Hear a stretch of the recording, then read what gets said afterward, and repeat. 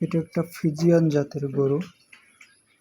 গরুটা আজকে থেকে 10 দিন আগে অসুস্থ হয়। হঠাৎ গত 3 দিন আগে এটা পা পড়ে যায় এবং এর পায়ে কোনো শক্তি পায় না, প্যারালাইজ মতো হয়ে যায়। তো একে এখন স্যালাইন দিচ্ছি আমরা। দেখা যাক স্যালাইনের এতে সুস্থ হয় কি।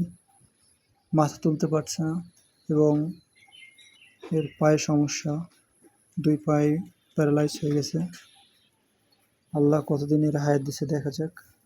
মুখে তুলে খাওয়ানো লাগছে আমাদের, যে খাবার খাওয়াতে হচ্ছে। এই গরুটা এর সাথেই, তাই এ অসুস্থ বোধহয় এর পাশে এসে শুয়ে আছে। দুইজন একই সাথে ফার্মে ছিল ঢাকাতে, বিদেশ থেকে আনা। এদের মা